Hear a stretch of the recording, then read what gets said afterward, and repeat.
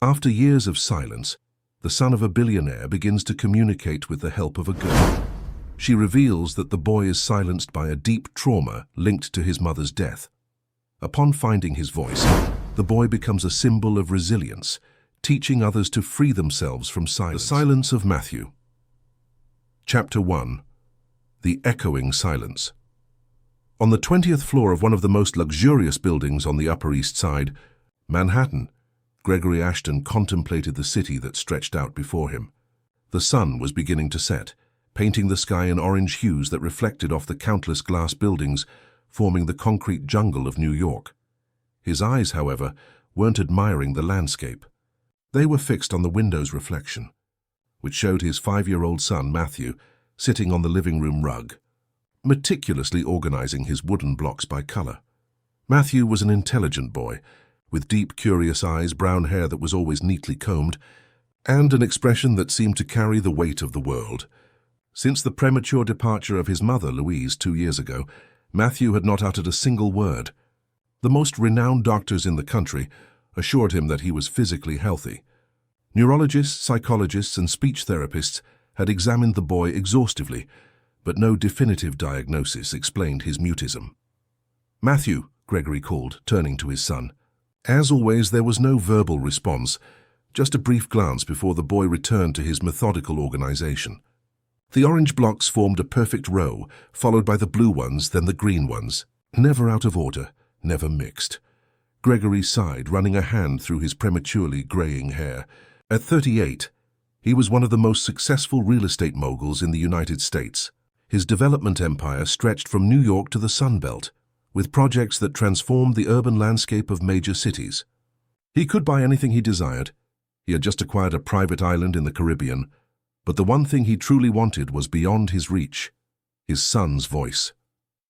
Rose, the housekeeper, who had worked for the family for over 10 years, entered the room carrying a tray with Matthew's dinner. "Mr. Ashton, the boy's dinner is ready. All the same color, just as he likes it. On the plate, only yellow foods: corn, mashed potatoes, breaded chicken, cut into perfect cubes, and pineapple for dessert." This was another of Matthew's peculiarities. He only ate foods of the same color at each meal. On Mondays, yellow; on Tuesdays, green; and so on, in a routine that could not be altered under any circumstances. "Thank you, Rose," Gregory replied, approaching his son. "Come on, champ. Time for dinner." Matthew stood up without protest and walked to the table. His movements were precise, as if each step were carefully calculated. He sat down and began to eat methodically, separating each portion of food before bringing it to his mouth. Gregory watched his son with a mixture of love and despair. The 6,500-square-foot apartment, decorated with priceless works of art, seemed to echo the emptiness he felt. The white walls, the designer furniture, everything screamed wealth and sophistication, but nothing filled the silence. "Sir, you need to eat as well," Rose reminded him, with the maternal tone she even used with her employer. "I'm not hungry," he replied without taking his eyes off his son. "I'll have dinner later. You can go home, Rose. We'll talk about the new specialist's visit tomorrow." Rose hesitated but eventually nodded. She knew her boss well enough to know when it was useless to insist. After she left, Gregory sat at the table with Matthew, watching his son's every move. "You know, son," he began as he did every night, "today I had a meeting with investors from Miami. They want to build a resort on the coast. It would be perfect for us to spend some weekends there. You'd like the beach, the waves—" Matthew continued eating, giving no sign that he was listening. Gregory spoke more to fill the silence than out of any expectation of a response. It was his way of maintaining some kind of connection, however one-sided it might be. That night, after putting Matthew to bed, Gregory returned to the living room and poured himself a generous glass of whiskey. He leaned against the window, watching the city lights. New York never slept, and lately neither did he. He picked up his phone and reread the email from Dr. Cecilia, the latest specialist he had consulted. "Mr. Ashton, after reviewing all of Matthew's tests, we have found no physiological indicator for his mutism. I strongly recommend considering alternative approaches, such as play and expression therapy. Perhaps what your son needs is not another medical diagnosis, but a different emotional connection. I am available to discuss more options next week. Gregory closed his eyes, feeling the exhaustion of 2 years of a relentless search for answers. He had tried everything, conventional therapies, alternative ones, even a controversial experimental treatment in Switzerland that had cost a fortune. Nothing had worked. Matthew remained in his world of silence. The businessman was so absorbed in his thoughts that he almost didn't hear the doorbell. He looked at the clock. It was past 10 p.m. Who could it be at this hour? He walked to the intercom, imagining that perhaps Rose had forgotten something. Yes? Mister, I need to talk to you. It's about your son, answered a fragile, childlike voice. Gregory frowned, intrigued and slightly alarmed. How did someone know about his son? Matthew's privacy was something he protected fiercely. Who is this? How do you know my son? I know he doesn't talk. I know he only eats food of the same color. I know he organizes his toys by patterns, and that the orange ones are his favorite. A shiver ran down Gregory's spine. That information was extremely specific and private. Only people very close to the family knew these details. Who are you? He insisted, now genuinely worried. My name is Janine. I can help your son speak again. Normally, Gregory would have dismissed it. It could be a reporter, a scammer, or someone looking to take advantage of his situation. But something in that child's voice made him hesitate. He activated the intercom monitor and was surprised to see not an adult, but a girl who couldn't be more than 10 years old. She was visibly dirty, with worn-out clothes and disheveled hair. A street kid alone at this time of night. Against all his better judgment, Gregory felt compelled to go down. He took the private elevator to the ground floor, where the night security guard awaited him, clearly confused by the situation. Mr. Ashton, I'm sorry. This girl insisted so much that I ended up buzzing you. Should I call social services? Gregory looked at the small figure standing at the entrance of the building. Even under the artificial light of the lobby, he could see she was thin and tired. Her eyes, however, had a disconcerting intensity. No, Peter, it's all right. I'll talk to her. He approached cautiously. Up close, the girl seemed even more fragile. She must have been around 9 or 10, with tan skin, curly hair and honey-colored eyes that conveyed a wisdom incompatible with her age. How do you know these things about my son? Gregory asked, crouching down to her level. Janine looked directly into his eyes without fear or hesitation. I know many things, mister. I know your son is in pain, not a pain that doctors can see, but one that's locked inside him. I know he sees things when he closes his eyes at night, and that it scares him. I know the orange blocks are important because it was his mother's favorite color. Gregory felt his legs weaken. That last detail, Louise's preference for orange, was something intimate, something not even Rose knew. How could this child possibly know? Who are you, really? He asked, his voice now almost failing. I already told you. I'm Janine, and I can help your son find his voice again. But first, you need to trust me. There was something in the child's conviction that made Gregory hesitate. For 2 years, he had sought answers in the most conventional places possible, paying fortunes to renowned specialists. And now a street kid was showing up, claiming to know how to help his son. Please, said Janine, extending a small, calloused hand to him. Just let me see him. If it doesn't work, I'll leave and never come back. Logic told Gregory this was madness, that he should call social services, ensure the girl was taken to a shelter and get on with his life. But something beyond logic, perhaps desperation, perhaps intuition, made him extend his hand in return. All right. You can see him tomorrow. It's late now and he's asleep. The girl shook her head. It has to be now. He's awake, drawing circles in his notebook. The nightmares don't let him sleep properly. Gregory's eyes widened. That was exactly what Matthew did when he couldn't sleep. He drew concentric circles, always from the center outwards, until he calmed down. How could this strange child know? Fine, he finally conceded.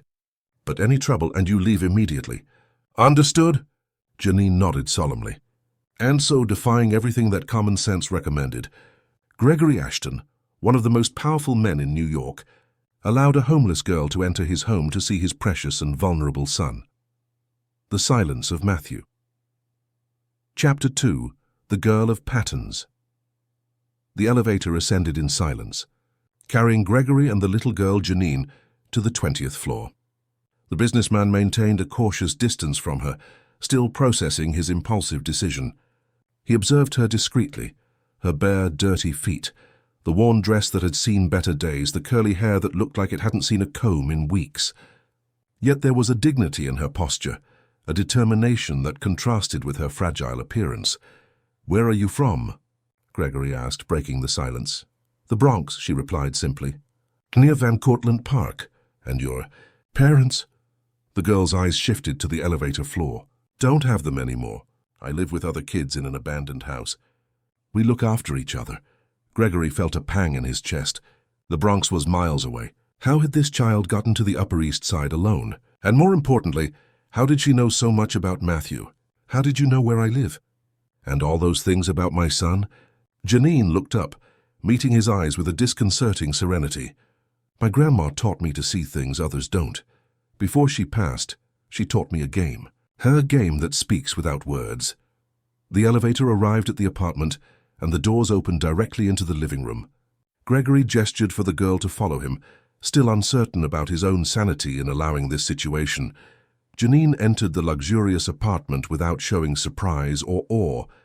Her eyes scanned the room, not admiring the opulence, but as if searching for something specific. Then her gaze fixed on the hallway. "He's that way," she stated, pointing towards Matthew's room. Gregory felt another shiver. "How do you know?" The girl gave a slight smile. "I can feel it. Like when you know it's going to rain before the rain falls." They walked down the hallway to the door of Matthew's room. Gregory knocked softly before opening it. As Janine had predicted, the boy was awake, sitting on his bed, drawing concentric circles in a notebook. "Matthew," Gregory called softly, "there's someone here to meet you." The boy didn't look up, continuing to draw with meticulous precision. Janine, however, didn't wait for an invitation. She entered the room with light steps and sat on the edge of the bed at a respectful distance. "Hi, Matthew," she said in a calm voice. "I'm Janine." To Gregory's surprise, Matthew stopped drawing. He didn't look directly at the girl, but his hand hovered over the paper as if something had caught his attention. "Can I see what you're drawing?" Janine asked. Slowly, almost imperceptibly, Matthew slid the notebook towards her. Gregory watched, dumbfounded. It was the first time in 2 years he had seen his son respond to someone other than himself or Rose, even if wordlessly. Janine looked at the drawing and smiled. "They're waves," she said. "Like the waves that come from the heart and go outwards, right?" Matthew finally lifted his gaze, meeting the girl's eyes. There was a moment of connection that Gregory could almost feel physically in the air. "I know a game with patterns, too," Janine continued. "My grandma taught me. We don't need to talk to play. We just need to understand the patterns." The girl began to arrange the blocks that were scattered around the room. She didn't line them up by color, as Matthew usually did, but in a circular pattern, alternating colors in a way that seemed random at first glance, but followed its own logic. Gregory watched, fascinated, from the doorway. Matthew followed every movement of the girl's hands, with an attention he rarely gave to anything. When she finished arranging the blocks, Janine pointed to the circle, and then to Matthew. A silent invitation for him to respond. To Gregory's astonishment, his son slid off the bed and sat on the floor in front of the circle of blocks. After a few moments of contemplation, he began to move the pieces, responding to the pattern Janine had started. The two continued like this for almost an hour, in a silent communication, through patterns that Gregory didn't understand, but which clearly made sense to both of them. At times, Matthew almost smiled, something so rare that Gregory felt his eyes well up. "What is this game?" he finally asked when Matthew seemed to tire and returned to his bed. "My grandma called it the game of feelings," Janine replied, helping to put the blocks away. "Each color, each shape, each pattern represents a feeling or a memory. We don't use words, but we speak with our hearts and minds." "And what did you and Matthew talk about?" Janine looked at the boy, who had already picked up his sketchbook again, but was now drawing something different, shapes that resembled the pattern they had created together on the floor. "He's very scared," she said, lowering her voice. "Scared of remembering and scared of forgetting at the same time. His silence isn't because he doesn't want to talk. It's because he's afraid of what might happen if he does." Gregory felt a lump in his throat. It was the most sensible explanation he had heard in 2 years of medical consultations and therapies. "How can you know that?" The girl shrugged as if the answer were obvious. Because I was once afraid to talk too. After my grandma passed, I was mute for almost a year, until I understood what she always used to say. The voice is only lost when you're afraid of being heard. There was a wisdom in the girl's words that was both unsettling and comforting. Gregory looked at his son, who remained absorbed in his drawing but seemed calmer, more present than he had been in a long time. What can we do to help him? Can I come again tomorrow? Janine asked. The game works better when it's played many times. Each time we go a little deeper into the patterns. Gregory hesitated for only a second. Yes, you can come, but where will you spend the night? You can't go back to the Bronx alone at this hour. The girl seemed surprised by his concern. I usually sleep at the bus terminal when I stay out late downtown. The security guards know me. The thought of a child so young sleeping in a bus terminal prompted Gregory to make another impulsive decision. No, that's not safe. You can stay here tonight. We have a guest room. Janine broke into a genuine smile for the first time. Really? Yes, and tomorrow we'll talk more about how you can help Matthew. After settling her in the guest room and providing clean clothes, he had to use some of Matthew's smaller items. Gregory returned to his son's room. The boy had fallen asleep, the sketchbook still open beside him. Looking at the drawing more closely, Gregory noticed something that made his heart race. Among the circular patterns, Matthew had drawn two figures holding hands, one larger and one smaller. Was it him and Janine? The next morning, Gregory woke to the unusual sound of movement in the kitchen. Confused, he got up and followed the noise, finding a scene that left him perplexed. Janine, wearing one of Matthew's T-shirts that fit her like a dress, was cooking something on the stove, while his son sat at the kitchen table, watching her intently. "Good morning," Gregory said, still processing the sight. "Good morning." "Mister," Janine replied, turning with a spatula in her hand. "I hope you don't mind. Matthew woke up early and was hungry. Today is Wednesday, so he eats red things, right?" Gregory blinked, surprised. "Yes, how did you know that too?" The girl smiled. "He told me in his own way. I'm making pancakes with strawberry syrup and watermelon juice." Matthew at the table didn't speak, but his gaze followed Janine's every move with a curiosity Gregory hadn't seen in a long time. There was a connection between the two children that was almost palpable. "Where did you learn to cook?" Gregory asked, approaching. "From my grandma," Janine answered with a nostalgic tone. "She used to say that food is another form of language, that when we prepare something for someone with care, we're saying many things without words." At that moment, the apartment door opened and Rose entered, carrying grocery bags. She froze at the scene.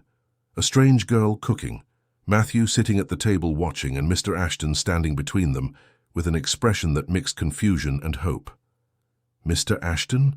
What's going on here?" "Rose, this is Janine," he introduced, not quite sure how to explain the situation. She's helping us with Matthew." The housekeeper looked at the girl with suspicion. "Helping how? And where did she come from?" Before Gregory could answer, Janine turned to Rose with a smile. "You're the one who takes care of Matthew, right? He likes you a lot. He says you sing when you think no one is listening." Rose turned pale. It was true. She often hummed softly while tidying Matthew's room, believing the boy paid no attention. "How do you know that?" "She knows a lot of things, Rose," Gregory intervened. "Things I can't explain, but that are helping Matthew. Last night he interacted with her more than with any specialist in the last 2 years." Rose still seemed skeptical, but her gaze softened when she saw Matthew, who had gotten up and walked over to Janine, lightly tugging on her T-shirt to show that the watermelon juice was almost gone. "Want more, Matthew?" Janine asked naturally. The boy nodded slightly, a gesture so simple yet so significant that Rose brought a hand to her mouth in surprise. He responded, the housekeeper whispered. "Sir," he responded. "I know," Gregory replied, feeling a mix of hope and caution growing in his chest. "That's why I believe Janine can help us. She'll be staying with us for a while." Rose looked at the girl with new eyes now. "Well, if that's the case, I guess I need to know what else you like to eat besides pancakes." Janine smiled shyly. "I eat anything, ma'am. On the streets you can't be picky." The innocent confession made Rose's expression soften even more. "On the streets? Heavens, child, you don't have a family?" "Not anymore," Janine replied, turning her attention back to the pancakes to hide the glint of tears that threatened to form. "But I have Matthew now, and he has me." That morning, as the three people conversed in the kitchen, Gregory watched his son with a growing sense that something extraordinary was happening. Matthew wasn't speaking, but he was more present than he had been in years. His eyes followed the conversation, reacted to expressions, and, most importantly, he had formed a connection with Janine that seemed to transcend the need for words. Late that night, after the children had gone to bed, Gregory sat in his study, flipping through Matthew's medical file. Reports, diagnoses, theories, a pile of papers that had cost a fortune and brought no concrete solution. And then, in less than 24 hours, a street kid had made more progress than all of modern science. His cell phone rang, interrupting his thoughts. It was his lawyer, Morris. "Gregory? Sorry to call so late, but I thought you should know. Your mother-in-law's nurse called. Mrs. Vance is asking about Matthew. Apparently her health is failing and she wants to see her grandson." The silence of Matthew. Chapter 3. Family Secrets. Gregory hung up the phone with a heavy feeling in his stomach. Carmen Vance, Louise's mother, was a figure he had avoided for nearly 2 years since his wife's passing. Not because of any disagreement, but because of the shared pain that made their encounters unbearable for both of them. Carmen lived in a mansion in a gated community in Westchester, surrounded by luxury and isolation. She had been a vibrant and strong woman, the president of a respected charitable foundation known throughout the country. But after losing her daughter, she had retreated into an almost hermit-like existence. The rare news Gregory had of her came through Maurice, who continued to handle the family's legal affairs. "Matthew hasn't seen his grandmother in so long," Gregory murmured to himself, running his hands over his tired face. The truth was he dreaded this meeting. Carmen was the living image of Louise. The same eyes, the same smile. How could he explain to her that her grandson, her only link to her deceased daughter, lived in a world of silence? A faint sound at the study door made him turn. Janine was there, barefoot, wearing the borrowed pajamas from Matthew that were big on her small frame. "Can't sleep?" Gregory asked, trying to keep the worry out of his voice. The girl entered the study, her eyes scanning the shelves filled with books and the mahogany desk where papers and files were scattered. "You're worried about Matthew's grandmother," she said. It wasn't a question, but a statement. Gregory was no longer surprised by the girl's ability to perceive things that were left unsaid. "How do you know about her?" "Matthew showed me in the game. A woman with white hair and a pearl necklace. He misses her, but he's also afraid." "Afraid? Of his grandmother?" Gregory frowned. Carmen had always adored her grandson. Before Matthew's silence, she would have him over for weekends at her house, spoiling him as only grandmothers can. Janine approached the desk and touched one of the medical files. What happened to his mother? The direct question caught Gregory off guard. Over the past 2 years, he had developed the habit of avoiding talk of Louise, especially around Matthew. The doctors had recommended not to pressure the boy with memories that could be traumatic. She left us," he replied vaguely. "A sudden heart condition." Janine looked at him with those piercing eyes that seemed to see far beyond what he was saying. "Matthew was there when it happened, wasn't he?"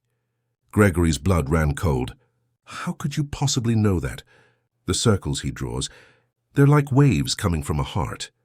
He saw it, didn't he? Gregory felt his throat tighten. It was true. The night Louise passed away, Matthew was with her.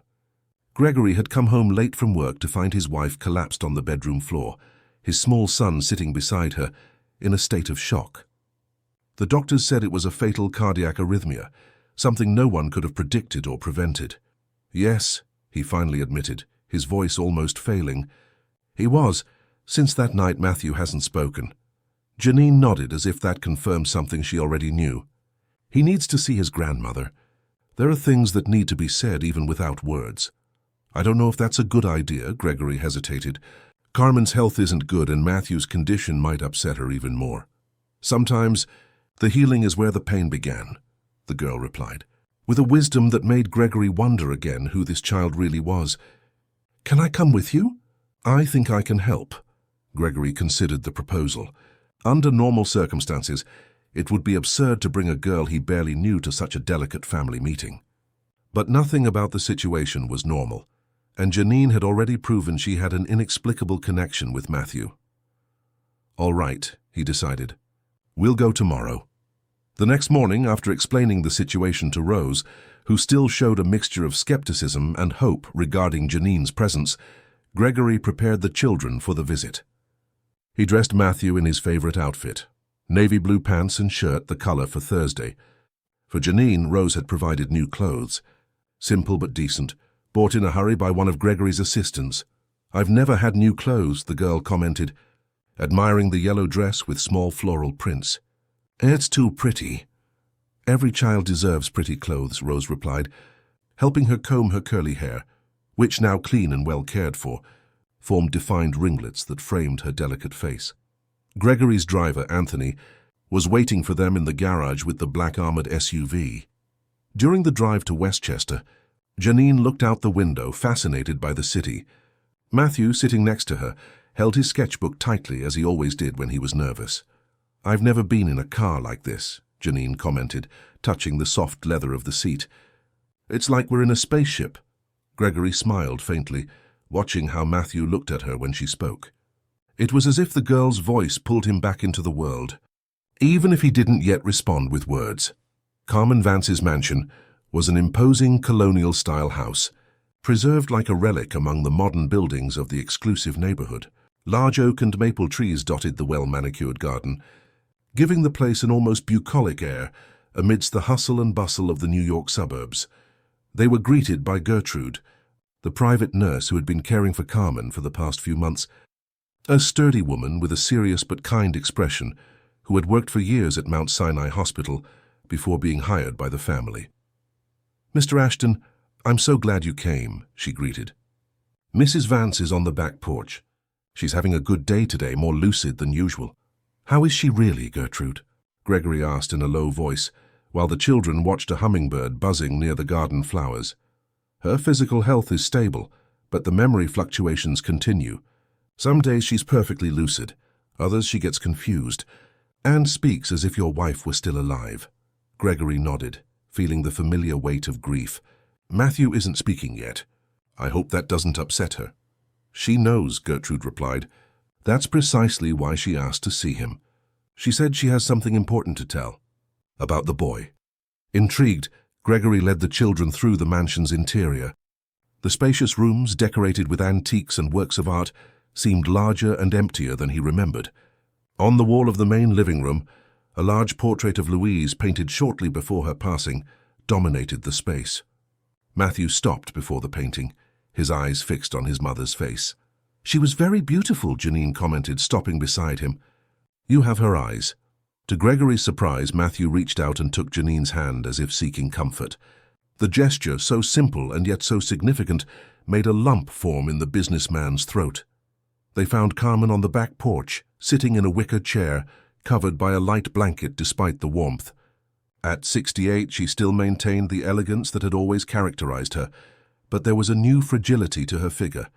Her hair, once salt and pepper, was now completely white, arranged in a flawless bun. The pearl necklace, her trademark, contrasted with her pale skin. "Grandma," Gregory said, using the affectionate term he had always used for her, even before marrying Louise. Carmen turned, and her eyes, so much like Louise's that it hurt to look, immediately found Matthew's.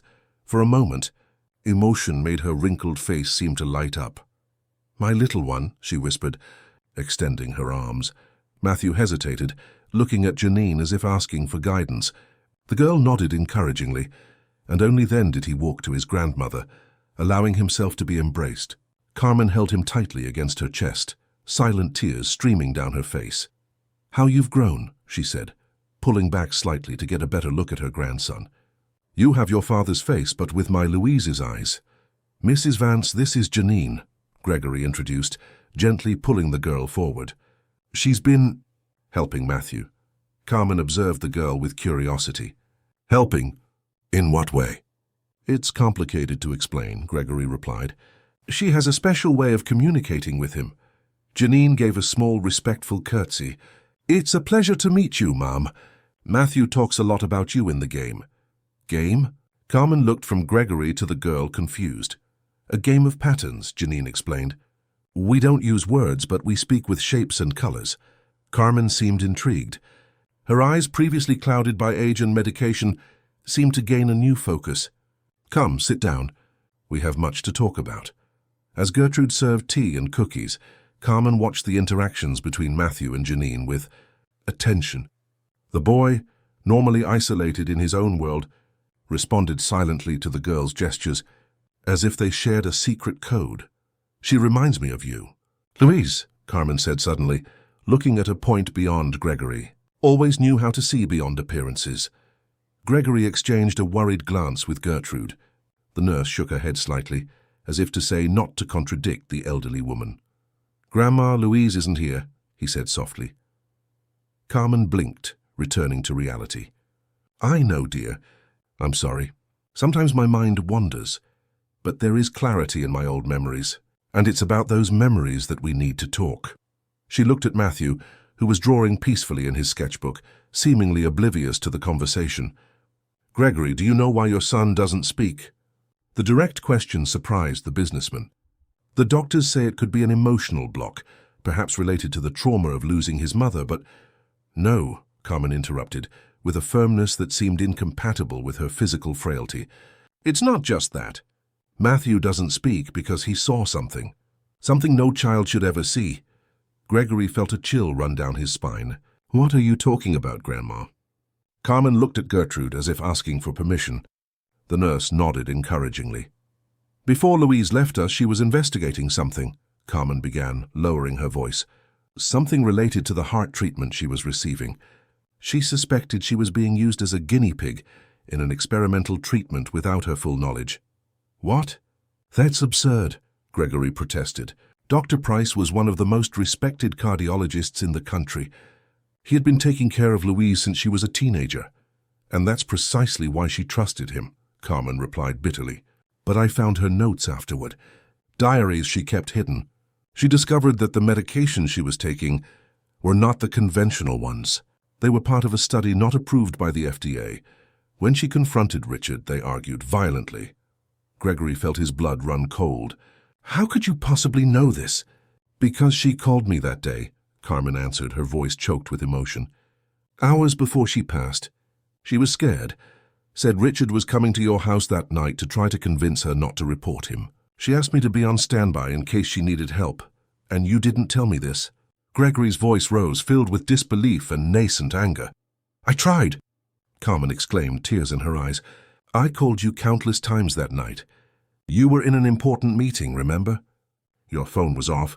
By the time I finally reached you, it was too late. Gregory remembered that night with painful clarity.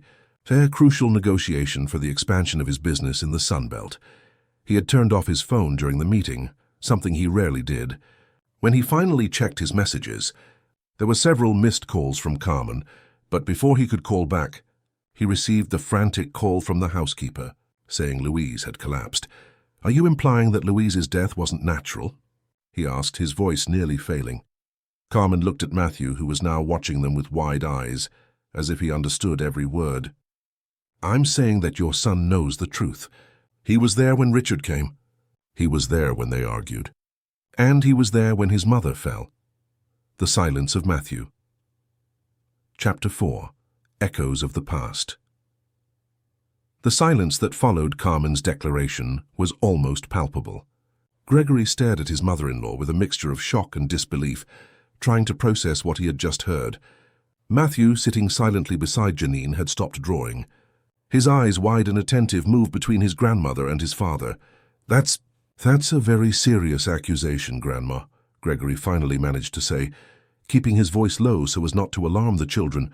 Are you suggesting that Richard had something to do with Louise's passing? He was like a father to her. Carmen sighed deeply, the weight of years and secrets evident on her slumped shoulders. I'm not suggesting anything, Gregory. I'm telling you what I know. And what I know is that my daughter discovered something that deeply disturbed her about her treatment, something that made her confront Richard. But to think that Gregory couldn't complete the sentence. The idea was too absurd, too painful to consider. Dr. Richard Price was one of the most respected doctors in New York, an intimate friend of the Vance family for decades.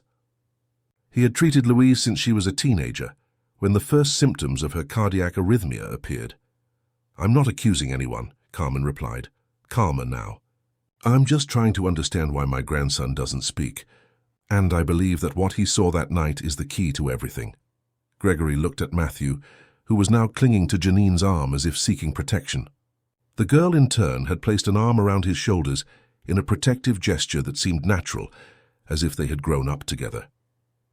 "I think we've heard enough for today," Gregory decided, standing up. "Matthew doesn't need to relive all of this." "Yes, he does," Janine's voice, usually soft, sounded firm. Everyone turned to her, surprised. "Matthew can't run away forever. That's why he doesn't talk. He's trapped in that night." Gregory looked at the girl, stunned. Since when did a street kid have such confidence to contradict him? Yet there was something in her words that resonated with an uncomfortable truth. For 2 years, all the specialists had recommended not to pressure Matthew, not to force him to relive the trauma. But what if the path to healing was precisely the opposite? "What do you suggest then?" he asked, unable to hide the skepticism in his voice. Janine looked at Matthew, who returned her gaze with unusual intensity. There was communication in that silence, an understanding that went beyond words. "The game," she replied simply. "We can use the game for Matthew to show what happened." "A game?" Carmen asked, intrigued. "What kind of game?" "It's a game my grandma taught me," Janine explained. "We use objects to represent people, emotions, events. It's like telling a story without words." Carmen exchanged a look with Gertrude, who nodded slightly as if approving the idea. "We can try," the elderly woman said. "What do we need?" "Small objects," Janine replied. "Things that can represent people. And an open space like a table or the floor." Gertrude promptly offered, "We have a box of miniatures that belonged to Miss Louise when she was a child. Small dolls, animals, household objects. Mrs. Vance kept everything." "Perfect," Janine agreed. "We can use those." While Gertrude went to fetch the box, an uncomfortable silence hung over the porch. Gregory watched his son, who seemed simultaneously frightened and relieved, as if the prospect of finally communicating what he had seen was both terrifying and liberating. "Are you sure this is a good idea?" Gregory asked Janine, low enough for only her to hear.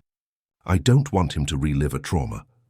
"He already relives it every night," the girl replied, with wisdom beyond her years. "That's why the nightmares. The trauma isn't out there, it's inside him, trapped. We need to let it out." Gertrude returned carrying a carved wooden box with the name Louise engraved on the lid. She placed it on the coffee table and opened it carefully.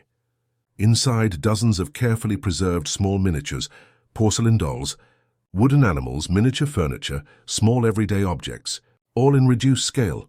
"My Louise loved these miniatures," Carmen commented with nostalgia. "She would spend hours creating stories with them." Janine knelt in front of the table, examining the contents of the box with fascination. After a moment, she looked at Matthew and patted the floor beside her, inviting him to join. The boy hesitated for an instant, looking at his father as if asking for permission. "It's okay, son," Gregory encouraged, despite the apprehension he felt. "Go ahead."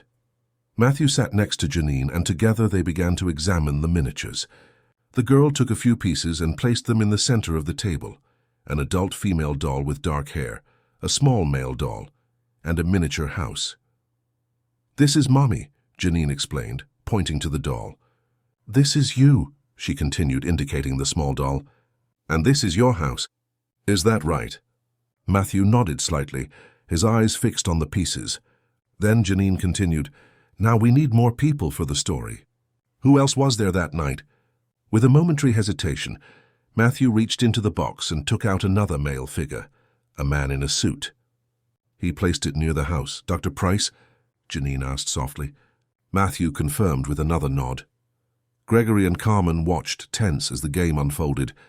It was impressive to see how Matthew, who communicated with no one, seemed to perfectly understand what Janine was proposing. "Now show what happened that night," Janine instructed. "So you can use any piece you want."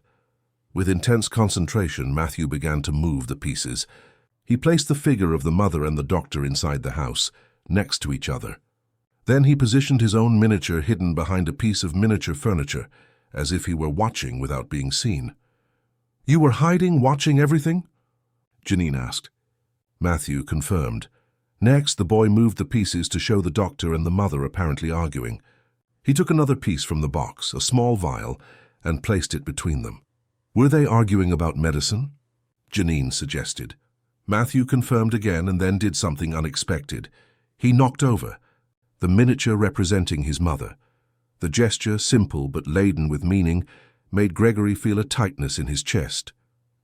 "Your mother fell," Janine narrated, keeping her voice calm despite the growing tension. "And then?" Matthew moved, the miniature representing himself, coming out of hiding and running to his fallen mother. Then he moved the doctor's miniature, which seemed to retreat, frightened. Finally, he took one more piece, a miniature telephone, and placed it in the doctor's hand. "Did Dr. Price make a call?" Janine asked. Matthew shook his head negatively. He took the phone and moved it away from the doctor, as if showing that he hadn't called anyone. "He didn't call for help?" Gregory asked, his voice thick with restrained emotion. Matthew looked at his father for the first time since the game began. His eyes were full of unshed tears, and in a slow gesture he shook his head negatively. "My God," Carmen whispered, bringing a hand to her mouth. "How long did he stay there?" Gregory asked, anger beginning to replace the shock. Matthew picked up a small miniature wall clock and pointed to it, moving his finger in a circle as if indicating the passage of time. "He waited," Janine interpreted. "He waited until he was sure that." She didn't complete the sentence, but it wasn't necessary. The meaning was clear. Richard had waited until he was sure Louise would not recover before finally calling for help. "And where was I?" Gregory asked, his voice almost failing. "Why didn't you call me, son?" The question, laden with guilt and pain, hung in the tense air for a moment. Matthew looked at the miniatures as if searching for another piece. Not finding what he wanted, he took his sketchbook and quickly scribbled something that looked like a cell phone with an X over it.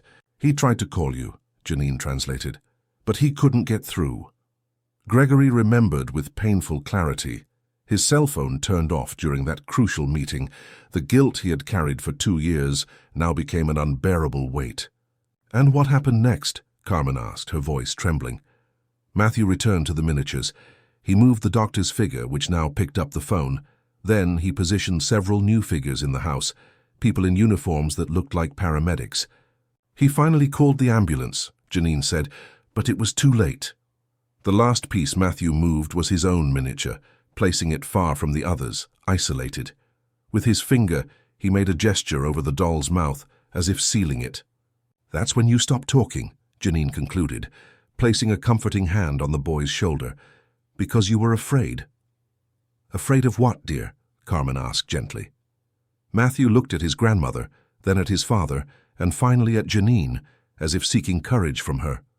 Then he pointed to the doctor's figure, and then to himself in a clear gesture of threat.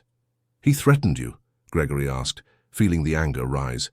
"Richard threatened you?" Matthew nodded slowly, and then did something that left everyone in the room breathless. He opened his mouth as if to speak, but no sound came out. It was as if he wanted to show that something was trapped inside him, something he couldn't release. "He said no one would believe you," Janine guessed. "That you were just a child." Matthew confirmed with an emphatic nod, tears now streaming freely down his face. Gregory felt his heart break seeing his son suffering, locked away for so long in a silence forced by fear. "That man," Carmen began, her voice trembling with rage, "that monster let my daughter pass away and threatened my grandson to cover up his mistakes." "We'll report him," Gregory declared, standing up. "Now we know the truth. We can prove there was negligence at the very least." "With what?" Gertrude questioned, speaking for the first time since the game began. "The testimony of a child. Who doesn't speak?" The cruel reality of Gertrude's observation hit Gregory like a physical blow. Without concrete evidence, without a verbal testimony, how would they prove what happened? The diaries, Carmen suddenly remembered. Louise kept diaries. She documented everything about the treatment, her suspicions, the argument she planned to have with Richard. "I've kept them all these years, not knowing exactly what to do with them." "That could be a start," Gregory agreed, "but we need more. We need Matthew to speak." All eyes turned to the boy, who was now shrinking back, as if the weight of expectation was too much for his small shoulders. Janine, sensing his discomfort, intervened. "We can't force him. His voice will come back when he's ready. The important thing now is that we know the truth, and we can start to seek justice, even if it's little by little." Gregory sighed, recognizing the wisdom in the girl's words. "You're right. We won't pressure Matthew, but we will use what we've discovered to start taking action." That night, as Anthony drove back to Manhattan, Gregory watched the two children in the back seat. Matthew had fallen asleep, exhausted by the emotional intensity of the day, his head resting on Janine's shoulder. The girl looked out the window, her face reflecting a maturity that didn't match her age. "Thank you," Gregory said softly, "for what you did today, for helping my son." Janine turned to him, a small smile on her lips. "It wasn't me. He was the one who found the courage. I just showed him the way. How did you learn this game, and how did you know so many things about Matthew?" The girl hesitated, as if carefully considering her answer. "My grandma was special. She saw things others didn't. She taught me to listen to the silence, to understand what isn't said. When I first saw Matthew, even from a distance, I could feel the weight of his silence. It was like a trapped scream." Gregory wanted to ask more, to better understand who this extraordinary child was, who had so suddenly entered their lives. But something in her eyes stopped him. There were mysteries that perhaps were better left unsolved. "If the offer is still on the table," Janine said shyly, "I'd like to stay, to help Matthew until he can speak again." Gregory looked at his sleeping son, at the relaxed face he hadn't seen in a long time. "The offer is still on the table, in fact." He hesitated, knowing that what he was about to say would change many lives. "If you really manage to help Matthew speak again, I would like you to stay permanently, as part of our family." The silence of Matthew.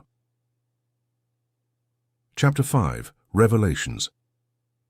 In the weeks that followed the visit to Carmen's house, a completely new routine was established in Gregory's apartment. Janine had been officially settled into the guest room, now transformed into her own space. Rose, initially skeptical, had become a staunch advocate for the girl, buying her new clothes, books, and even enrolling her in the same school Matthew attended, with Gregory's authorization. "The girl is a miracle," Rose had commented to Gregory as they watched Janine and Matthew playing in the living room. "I've never seen our boy so alive." It was true. Although Matthew still wasn't speaking, his interaction with the world had changed drastically. He responded to questions with gestures, maintained eye contact, and showed emotions. At school, teachers reported significant progress in his participation in activities, all thanks to the game of feelings which Janine practiced with him daily.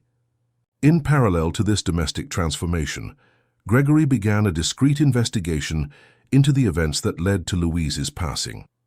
With the help of Maurice, his trusted lawyer, he started reviewing his wife's diaries, searching for concrete evidence that could incriminate Dr. Price. "We have something solid here, Gregory," Maurice stated in a meeting at the businessman's office.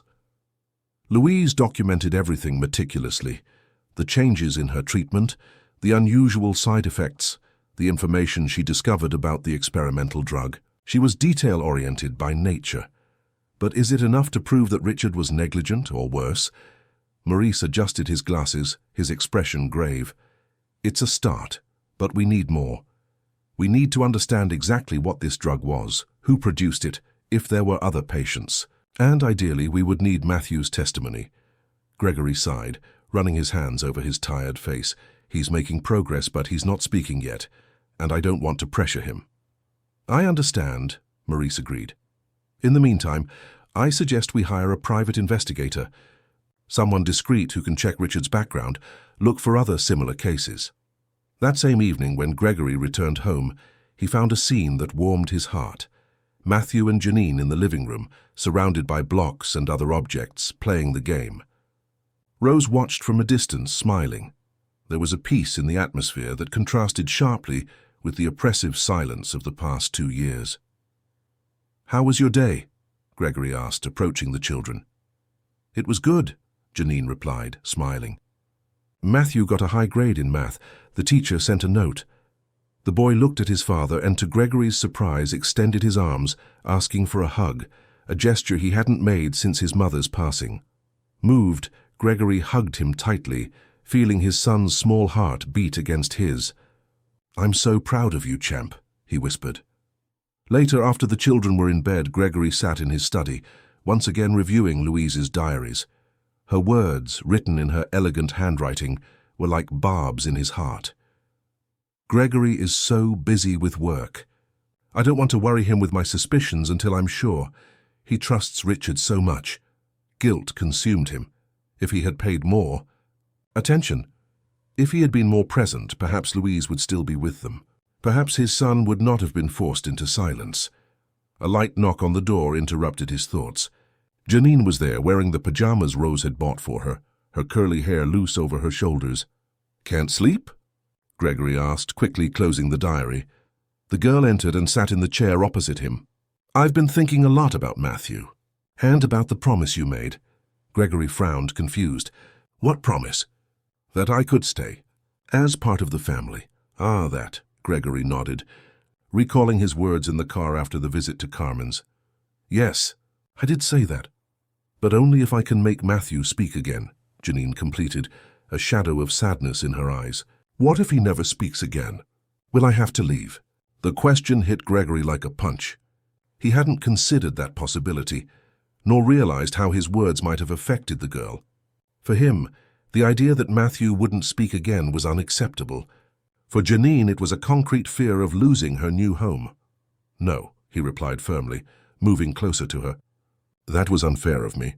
You've done more for Matthew in a few weeks than all the specialists did in 2 years. Whatever the outcome, you have a place here with us." The girl's eyes lit up. "Really? Even if he never speaks again?" "Really," Gregory confirmed, surprised by the certainty he felt. "In fact, I was thinking of something more permanent." "Like what?" "Adoption," he replied, the idea forming as he spoke. "Legally, making you part of our family. If you want to, of course." Janine was silent for a moment, her eyes wide with surprise. Then, to Gregory's astonishment, she began to cry silently, tears streaming down her cheeks. "Hey, it's okay," he said, concerned. "It was just an idea. We don't have to decide anything now." "It's not that," she replied between sobs. "It's just that since my grandma passed, I haven't had a family. And now..." Gregory felt his heart clench. Impulsively, he stood up and hugged the girl, who seemed even smaller and more fragile in her tears. "Now you do. And we're going to take care of you no matter what happens." That night, after Janine had returned to her room, Gregory reflected on how drastically his life had changed in such a short time. The unexpected arrival of this extraordinary child had not only brought hope for Matthew, but was beginning to fill the void he himself had felt since Louise's passing. It was as if a small light had been lit in the darkness. The next morning, Rose rushed into Gregory's room without knocking, something she never did. "Sir, wake up! Something's wrong with the boy." Gregory leaped out of bed, his heart racing. "What happened?"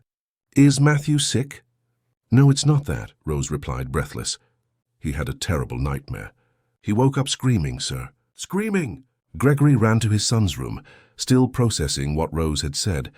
Screaming? Matthew hadn't made a sound in 2 years. He found the boy sitting up in bed, clinging to Janine, who was already with him.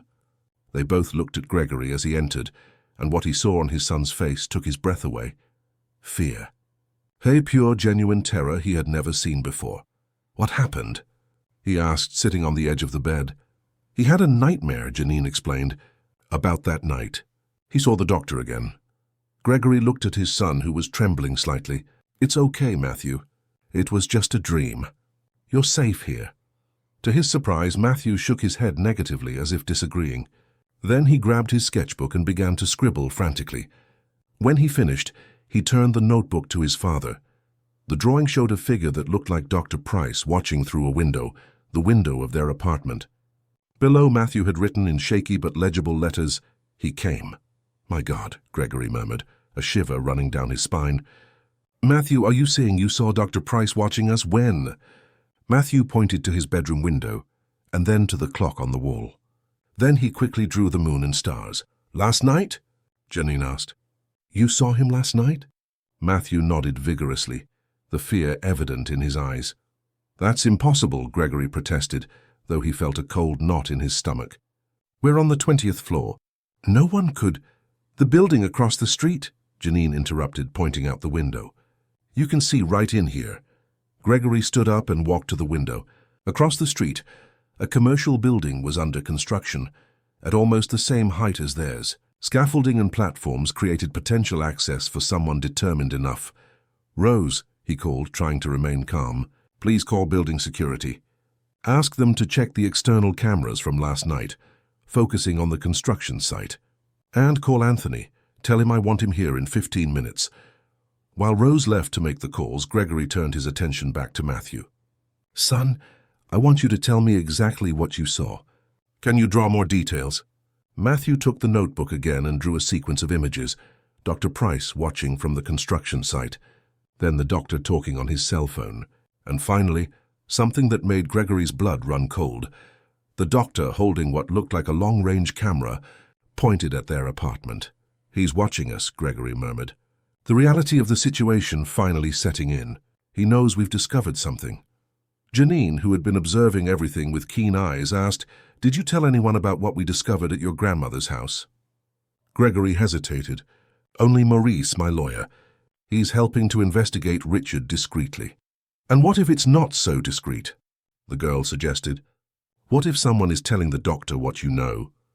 The suggestion was disturbing, but it made sense.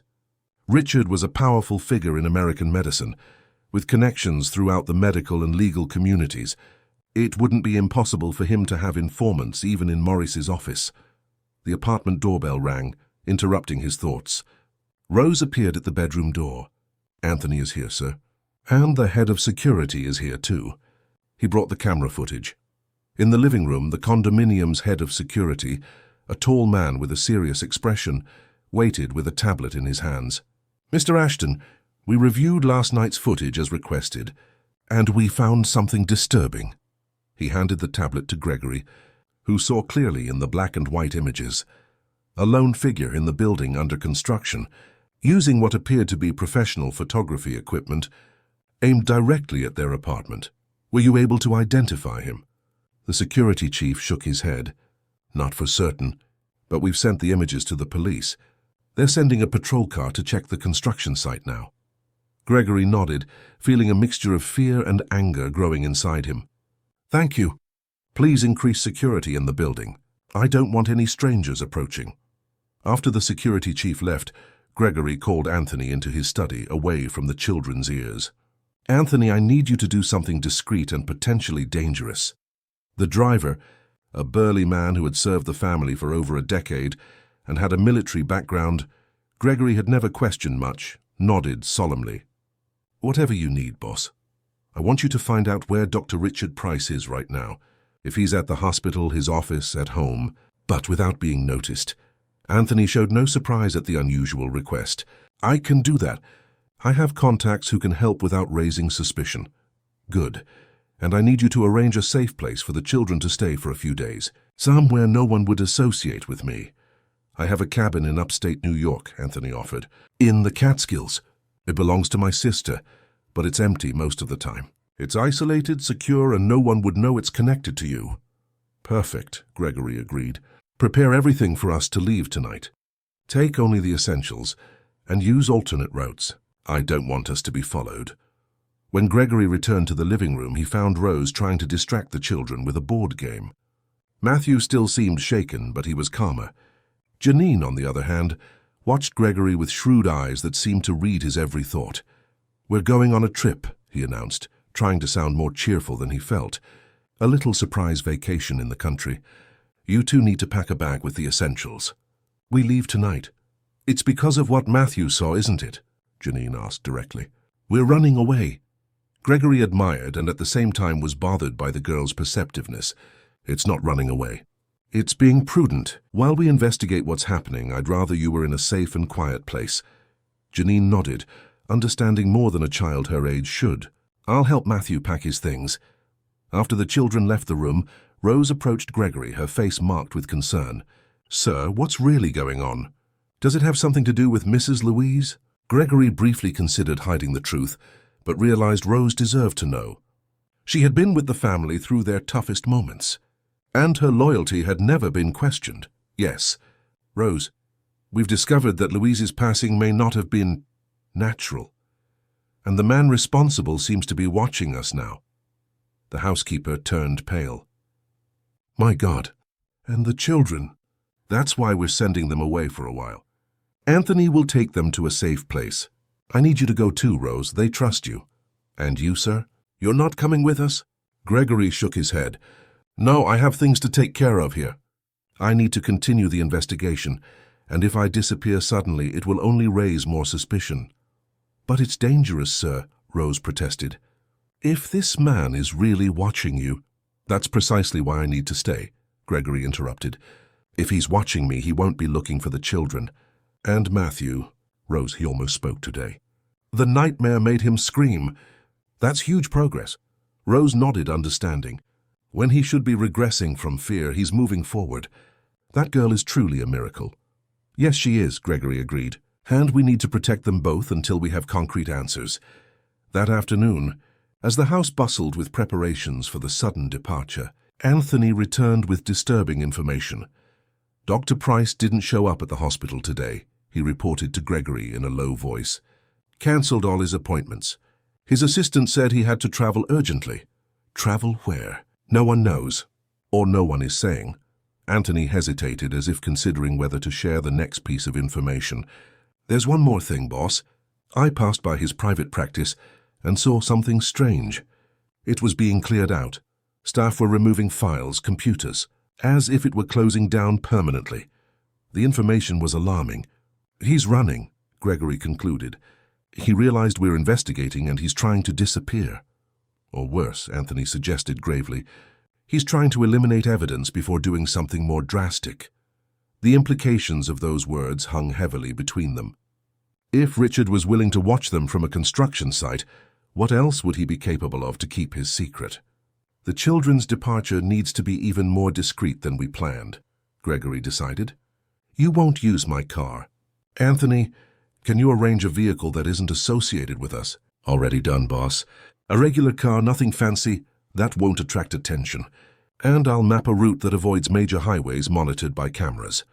The plan was forming, but a doubt lingered in Gregory's mind. Should he really stay behind? The thought of being separated from the children, especially now that Matthew was beginning to react, was painful. But the logic was clear. Someone had to stay and continue the investigation. And he was the perfect bait to keep Richard distracted. As he reflected on this, he heard a sound coming from Matthew's room, a sound he hadn't heard in 2 long years. His son's voice, not screaming this time, but trying to form a word. He ran there, his heart pounding, and found Janine sitting on the bed with Matthew playing the pattern game. He's trying to talk, Janine said, excited. On purpose this time. Not out of fear, but because he wants to. Matthew looked at his father, his eyes full of determination. He opened his mouth, visibly straining, and produced a hesitant sound that resembled da, da. Matthew, Gregory whispered, tears welling up in his eyes. You're talking, son. The boy kept trying, his face tense with effort. Da, Daddy. The word, though shaky and hesitant, was the most beautiful sound Gregory had ever heard. Unable to contain his emotion, he hugged his son tightly, feeling Matthew's small hands cling to him in return. I'm here, son, he whispered against the boy's hair. And I won't let anything happen to you, ever again. At that moment, Gregory made his final decision. He would not stay behind. Wherever the children went, he would go too. Richard Price and his secrets would have to wait. The priority now was to keep his family, including Janine, together and safe.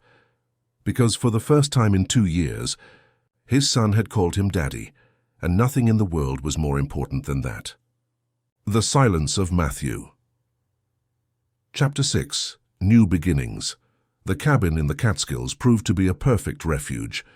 Hidden among rolling hills, surrounded by a small native forest, and with a crystal-clear stream cutting through the property, the simple but comfortable house offered the isolation Gregory was looking for his family.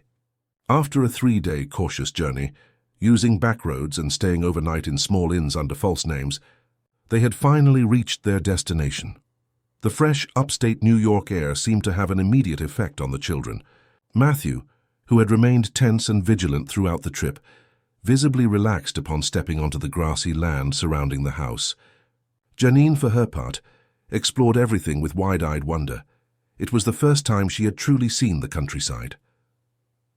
"I've never seen so many trees together," she commented, while helping Rose unload the bags from the simple car Anthony had arranged.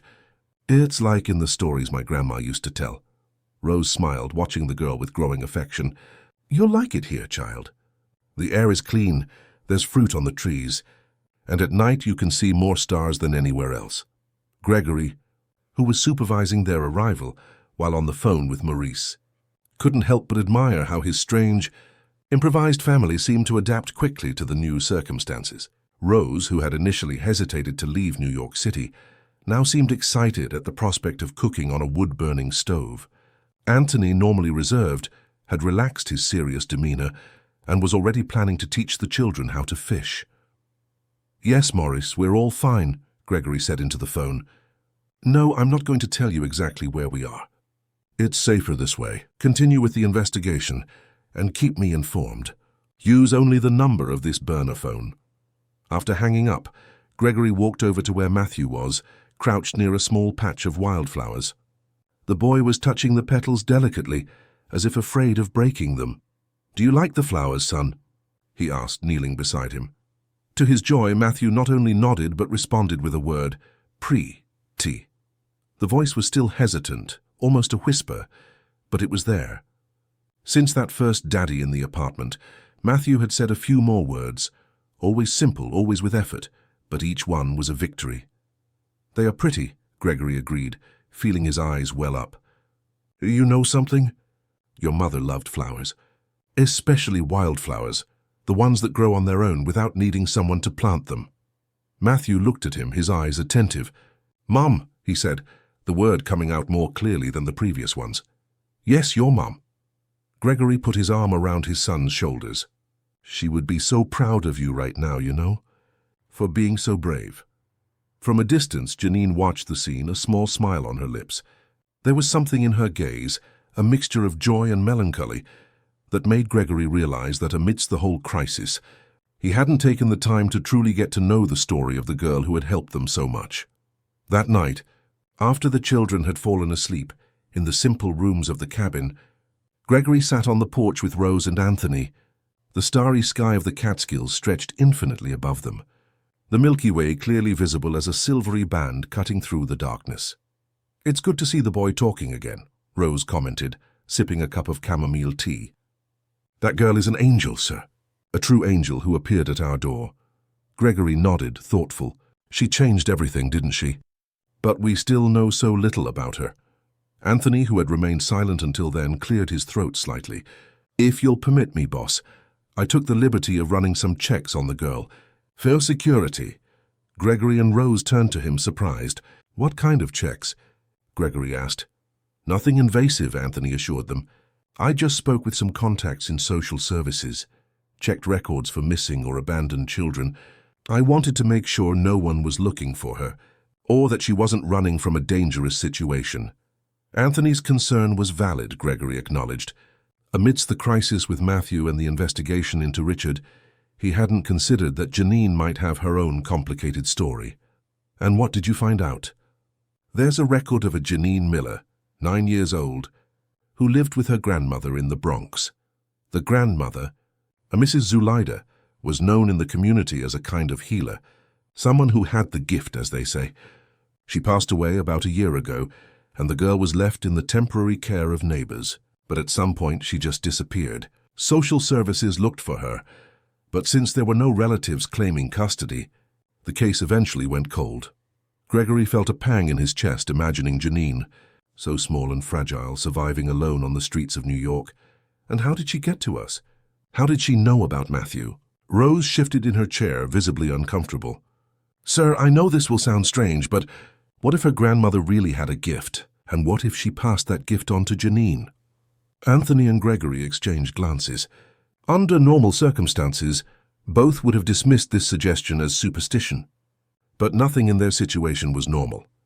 A street kid had shown up at their door, knowing impossible details about Matthew, and had achieved in days what renowned doctors couldn't in years. Regardless of how she came to us, Gregory decided, the fact is she's here now, and she's part of our family. As soon as this crisis is over, I'm going to start the formal adoption process. And if someone shows up claiming custody of her, Anthony asked, ever practical, we'll deal with that when it happens. For now, our priority is to keep her safe along with Matthew. The next morning, Gregory was awakened by the sound of laughter, a sound he hadn't heard in his home for so long he had almost forgotten what it was like. Following the noise, he found Matthew and Janine in the kitchen with Rose, all covered in flour, preparing what looked like a cake. "Dad!" Matthew exclaimed, looking at the door with a smile that lit up his entire face. The word came out clear without hesitation. "We're making cornbread." Gregory felt his legs weaken with emotion. His son was not only speaking, but now constructing entire sentences, and most importantly, he was smiling. A genuine smile that reached his eyes, something he hadn't seen since before Louise's passing. "It's to celebrate," Janine explained proudly, "because today marks 1 week since Matthew started talking again." Rose, with teary eyes, nodded. "The boy woke up today talking a mile a minute, sir. It's like a dam has broken." Gregory approached, still stunned by the surprise. "Is that true, son? Are you feeling more comfortable talking?" Matthew nodded vigorously. "Janine said I don't have to be afraid. That you'll protect me, and Grandma too." The mention of Carmen reminded Gregory that he hadn't given his mother-in-law any news since they left New York. As a precaution, they had cut off almost all communication, using only the burner phone to contact Maurice. "We need to call your grandmother," Gregory agreed. "She must be worried." While the children finished the cake, Gregory went out to the porch and, using the burner phone, dialed a number he knew by heart, that of the nurse, Gertrude. "Gertrude? It's Gregory. How is Carmen?" "Mr. Ashton." The nurse's voice sounded relieved. "Thank God, we were so worried. Mrs. Vance hasn't been sleeping well, thinking about you and the children." "We're all fine," he assured her. "In a safe place.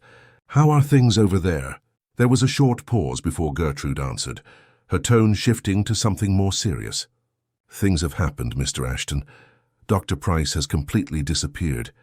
The police went to his office after receiving an anonymous tip, but they found the place empty. And there's more.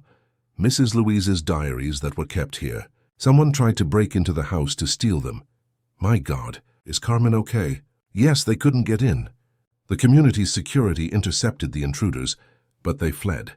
After that, I gave the diaries to your lawyer, as you had instructed before you left. He said they are in a safe place now." Gregory took a deep breath, processing the information. The situation was escalating. Richard was clearly desperate to eliminate all evidence that could incriminate him. "You did well, Gertrude. Please tell Carmen we're all fine and that Matthew is speaking again." There was a moment of silence, and then the nurse's choked voice, "Oh, Mr. Ashton, that's wonderful. I'll tell her right away. It will mean the world to Mrs. Vance." After hanging up, Gregory returned to the kitchen where the aroma of freshly baked cornbread filled the air. Matthew and Janine were sitting at the rustic table, while Rose cut generous slices for everyone. "I spoke with Gertrude," Gregory announced, trying to keep his tone light despite the worry he felt. "She's going to tell Grandma Carmen that you're talking again, Matthew. She'll be very happy." "When are we going back home, Dad?" Matthew asked, with the naturalness of someone who hadn't spent 2 years in silence. "I want to show Grandma I can talk." The question caught Gregory off guard. He didn't have a clear answer. Returning to New York while Richard was on the loose, potentially desperate, didn't seem safe. On the other hand, they couldn't live indefinitely hidden in the Catskills. "I don't know yet, son," he answered honestly. "We have some complications to resolve first." "The bad doctor," Matthew said simply, his expression suddenly serious. "He's still looking for us, right?" His son's insight surprised him. "Yes, I believe so. But we're safe here, and we have people working to resolve this situation."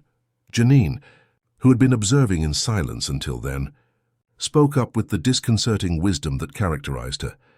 "Hiding doesn't solve anything, it just postpones it. The truth always finds a way out." The girl's words resonated deeply with Gregory. She was right. Running and hiding could protect them temporarily, but it wouldn't solve the fundamental problem. Richard needed to be confronted with his actions. The truth about what had happened to Louise needed to come to light. That afternoon, while the children played in the stream under Rose's watchful supervision, Gregory made a decision. He called Anthony for a private conversation. "I need to go back to New York," he announced. "I can't stay hidden here while Richard is on the loose, possibly planning something against my family." "I understand, boss," Anthony replied seriously, "but it's dangerous. That man seems desperate." "That's exactly why I need to face him. We have Louise's diaries, we have Matthew's testimony, who can now speak, and we have the truth on our side. It's time to end this once and for all." Anthony nodded, respecting the decision. "Do you want me to accompany you?" "No, I need you to stay here protecting the children and Rose. If something goes wrong—" Gregory hesitated, the gravity of the situation weighing on his shoulders. "If something goes wrong, you are their last line of defense." "I'll protect them with my life, boss," Anthony guaranteed, with a solemnity that left no doubt about his loyalty. The hardest part remained, explaining to the children, especially to Matthew, that he needed to leave temporarily. After dinner, with everyone gathered in the simple living room of the cabin, Gregory announced his decision. "I'll need to go back to New York tomorrow," he said, carefully observing their reactions. "There are things I need to resolve personally." "You're going after the bad doctor," Matthew stated, not as a question, but as a fact. "I'm going to seek justice, son. For your mother, for you, for all of us. We can't live forever in hiding." Matthew was silent for a moment, processing the information. Then, to everyone's surprise, he stood up and walked to his father, looking him directly in the eyes with a determination impressive for a child of only 5. "I want to go with you," he declared. "I need to tell what I saw." "Matthew, no," Gregory protested immediately. "It's dangerous. You're safe here with Janine and Rose, but the bad doctor won't believe just you. He needs me." The boy spoke with a clarity that increased daily, as if the words suppressed for so long now flowed with urgency. "I have to speak." "Dad, I promised myself." Gregory looked at Rose and Anthony, seeking support, but both seemed as surprised as he was by the boy's determination. "Matthew is right," Janine said, breaking the silence. "The truth will only be complete if he tells what he saw. And I want to go too." "Absolutely not," Gregory replied categorically. "You are children. It's my duty to protect you, not expose you to danger." "You don't understand," Janine insisted with that strange authority that seemed disproportionate to her age. "Matthew and I are connected now. The game linked us. If he goes, I need to go too. To give him strength, to help if his voice fails." Gregory was about to refuse again when Rose intervened. "Sir, maybe we should trust the children's instincts. They've surprised us so far, haven't they? And Janine, well, she seems to know things none of us do. And we wouldn't go alone," Matthew added, demonstrating a logical reasoning Gregory didn't expect. "Dad, Anthony, and Rose would be with us. We'd be protected." Gregory looked at his son, marveling at his newfound eloquence and courage. Perhaps the true act of protection wasn't to keep the children away from the conflict, but to allow them to face their fears, supported by the family they had built. "I'll think about it," he finally conceded. "We'll give a final answer tomorrow." Later, when everyone had retired for the night, Gregory found Janine sitting alone on the porch, looking at the starry sky. He sat beside her, sharing a moment of contemplative silence. "Matthew has really improved so much," he finally commented. "He seems like a different child." "He's not a different child," Janine corrected gently. "He's the same Matthew, only now he's free." "Thanks to you." The girl shook her head. "No thanks to himself. I only showed him the way, but he was the one who found the courage to follow." Gregory observed her with curiosity. "Anthony found out some things about you. About your grandmother in the Bronx." Janine didn't seem surprised. "I figured you'd try to find out." "It's natural. Your grandmother, did she really have a gift? Like yours?" The girl smiled enigmatically. "My grandma used to say it's not a gift. It's just knowing how to listen to what most people ignore. The silences, the gestures, the things that are in the air but no one sees. She taught me to hear what isn't said." "And the game? How does it really work?" "The game is just a tool, a way to organize the chaos of feelings. Everyone can play, but few have the patience to learn the rules. The simplicity and depth of the explanation left Gregory speechless. There was something about the girl that transcended conventional understanding, an ancient wisdom in a young body. "Do you really want to come with us to New York?" he finally asked. "I do. Matthew will need me. And I also need to see the end of this story." Gregory nodded, understanding. "Then we'll all go together. As a family." The next morning, as they prepared for the trip back to New York City, Gregory's burner phone rang. It was Maurice with news that would change the course of everything. "Gregory, they found Richard, the silence of Matthew Fras Chapter 7, the voice of truth." "What do you mean they found Richard?" Gregory's question came out louder than he intended, drawing curious glances from everyone in the room. "Where? How?" Maurice's voice sounded tense even through the phone. "At the Canadian border. He was trying to leave the country with false documents. The police detained him based on the complaint we filed with Louise's diaries." Gregory felt a confused mixture of relief and apprehension. On one hand, Richard had been captured, which meant he no longer posed an immediate threat. On the other, now would come the legal proceedings, depositions, a public exposure that could affect Matthew. "Did he confess to anything?" he asked, moving away so the children wouldn't overhear the conversation. "Not officially, but when he was detained, he apparently had a breakdown, started shouting things about how it was just research and that no one understood the scientific advancement. The officers didn't quite understand the context, but for us it sounds like a confession," Gregory completed. "What happens now?" "He's being brought back to New York. Detective Reynolds, the one who took over the case after we presented the diaries, wants to speak with you and, well, ideally with Matthew too, as a witness." The mention of his son made Gregory hesitate. "Matthew is speaking again, Maurice. Words, full sentences. It's a miracle, but it's still fragile. I don't know if exposing him to a police interrogation is the best idea. I understand your concern, but his testimony could be crucial. Without it, we only have circumstantial evidence. With it, we have an eyewitness." Gregory looked into the room where Matthew was playing with Janine. His son was smiling, talking, seeming finally free from the weight that had silenced him for 2 years. To put him face to face with the justice system, to make him relive that traumatic night in detail. Was it asking too much of a 5-year-old child? "Let me think about it," he finally replied, "and talk to Matthew. I don't want to force him into anything." After hanging up, Gregory gathered everyone and shared the news. Rose and Anthony showed visible relief upon learning that Richard had been captured. The children, however, reacted more complexly. "Is he going to jail?" Matthew asked, his eyes large and serious. "We don't know yet, son. First, the police need to investigate everything, hear witnesses, collect evidence." "Like me," the boy stated, not as a question. Gregory knelt to be at his level. "Matthew, no one is going to make you do anything you don't want to. If you don't feel ready to talk to the police, I completely understand. But without me, the bad doctor might get away, right?" His son's perceptiveness continued to surprise him. "We have other evidence. Your mother's diaries, for example. But yes, your testimony would be very important." Matthew looked at Janine, as he always did when he needed support or guidance. The girl nodded slightly, an almost imperceptible gesture, but one laden with meaning between them. "I want to tell," Matthew declared, turning back to his father. "I want everyone to know what the bad doctor did to Mommy."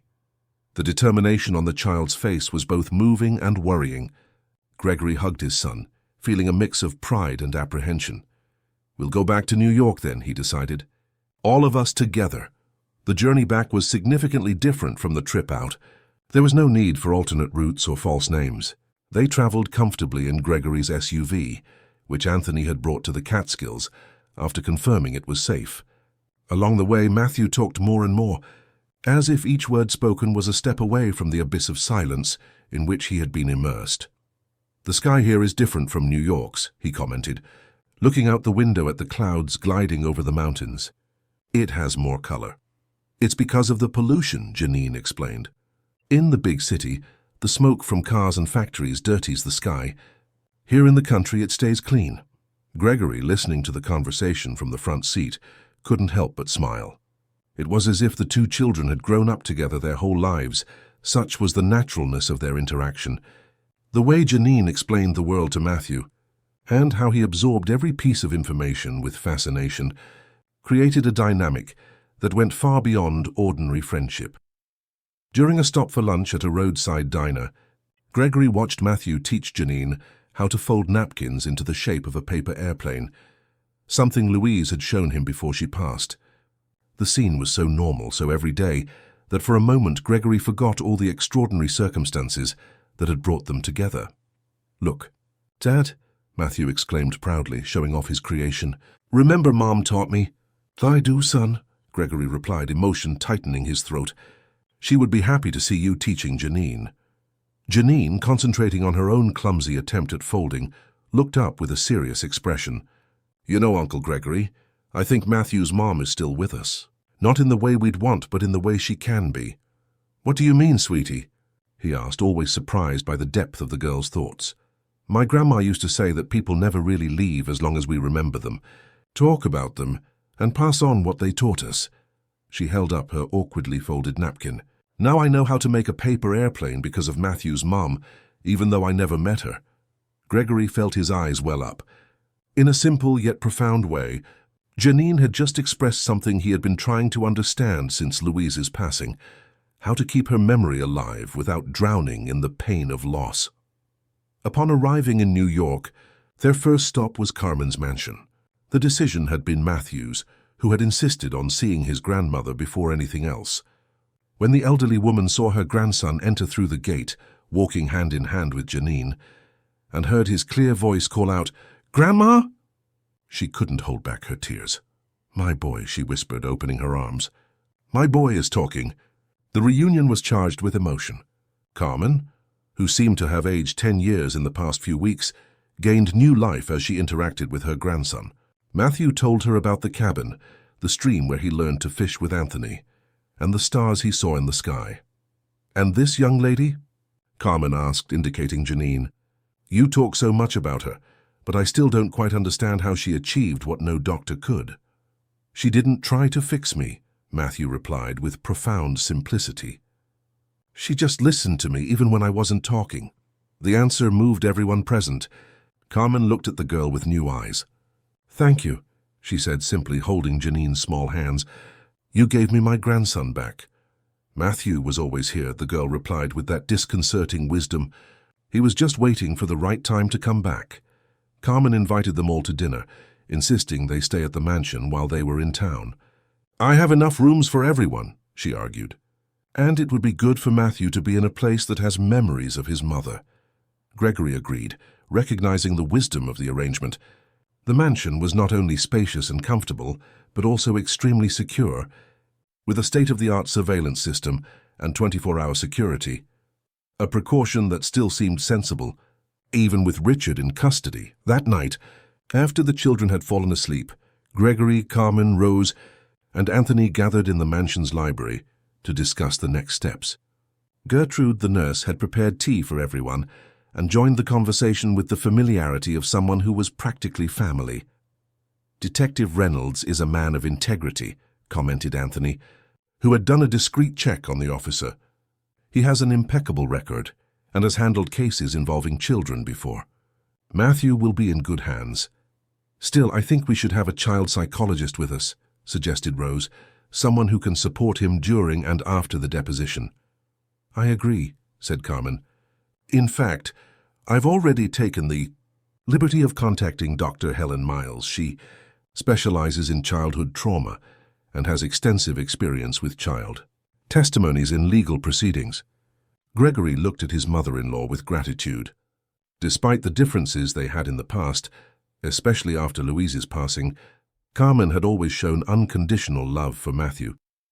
And now she seemed willing to extend that love to include Janine as well. "And what about the girl?" Gertrude asked, verbalizing what many were thinking. "Have you started the adoption process?" "Not formally yet," Gregory admitted. "With everything that's happened, I ended up focusing on the most urgent issues, but it's something I intend to resolve as soon as possible." "I know an excellent lawyer specializing in family law," Carmen offered. "We can contact her tomorrow. The sooner we start the process, the better."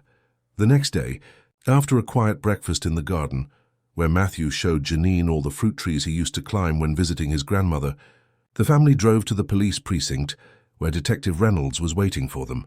On the way, Gregory noticed that his son, previously so eager to tell his story, now seemed nervous.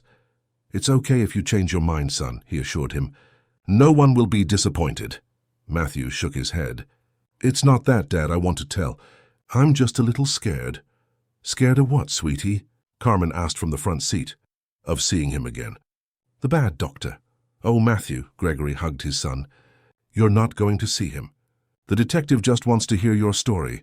Dr. Price is somewhere else in police custody." "And even if you do have to see him one day," Janine added, holding her friend's hand, "it will be different, because now you're not alone anymore. You have your dad, your grandma, Rose, Anthony. And you have me." The boy nodded, visibly comforted. "And now I have my voice too," he affirmed, with a determination that made Gregory feel a surge of pride.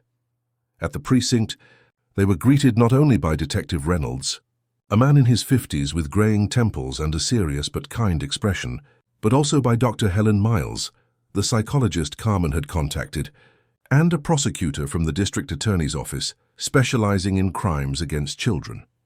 Reynolds made a point of kneeling to speak to Matthew at eye level. "Hello, Matthew. I'm Detective Reynolds. I know you've been through some very difficult things, and I'm very grateful that you've agreed to talk with me."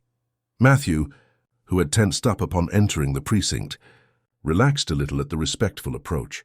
"Hi," he replied shyly. "I came to tell you about the bad doctor." "Yes, about Dr. Price, but we'll take it slow, okay? Only when you're ready."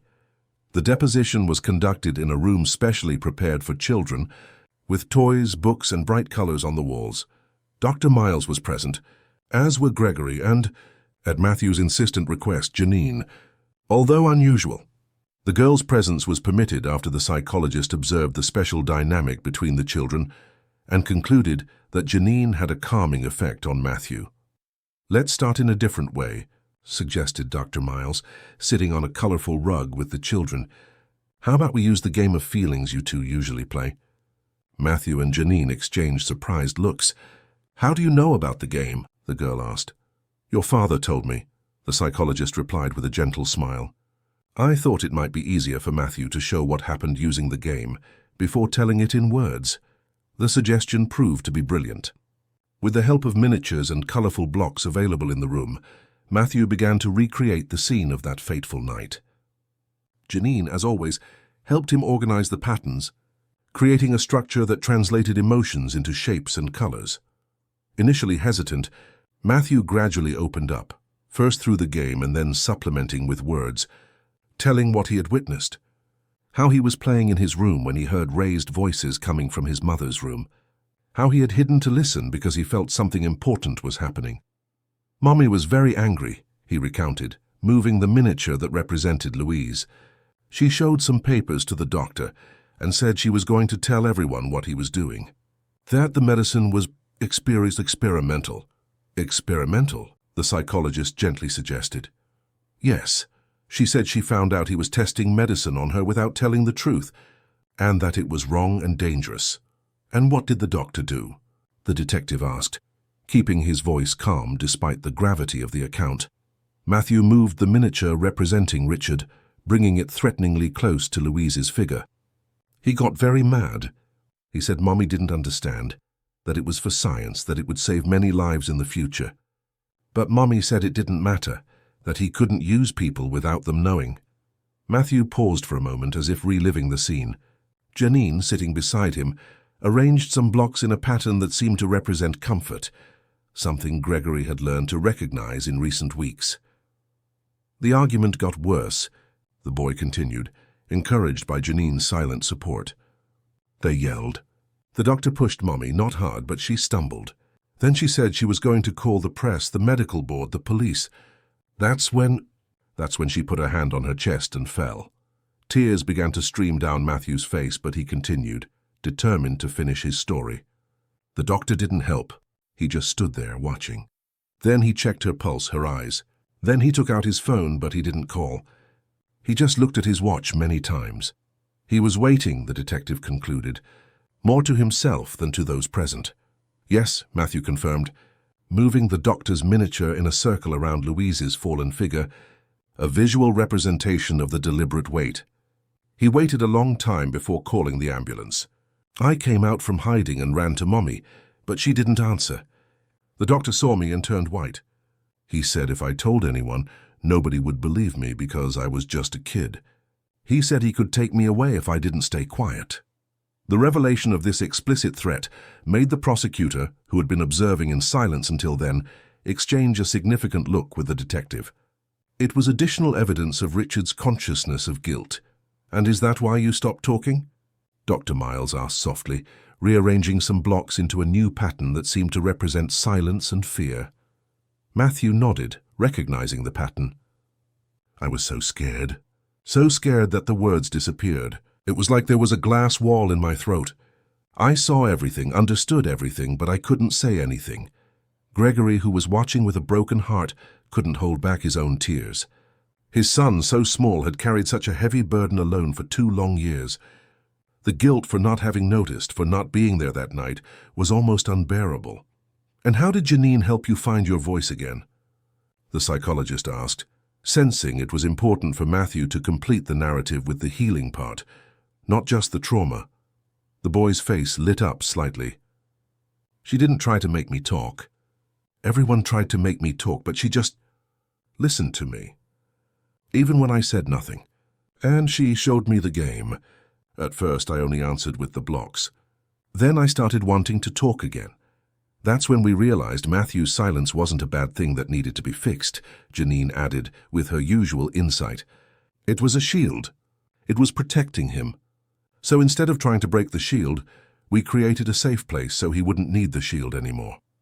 The explanation, so simple and profound, made Dr. Miles look at Janine with evident admiration. "That's a very sophisticated understanding of psychological trauma," she commented, almost to herself. "You were very brave, Matthew," the detective said, with evident emotion in his voice. "Very brave to tell us all of this now. It will help us get justice for your mother." The deposition was videotaped, with Gregory's consent and the psychologist's approval. Although it was an emotionally draining experience, it seemed to have a cathartic effect on Matthew. When he finished, he looked tired but serene, as if a huge weight had been lifted from his small shoulders. After the deposition, while the children had a snack in the waiting room with Rose and Carmen, Detective Reynolds asked to speak with Gregory privately. In the officer's austere office, he got straight to the point. "Matthew's account corroborates everything we found in your wife's diaries and in our preliminary investigation. Mrs. Ashton was right. Richard Price was using patients as guinea pigs for an experimental heart drug, without official approval and without the patient's informed consent."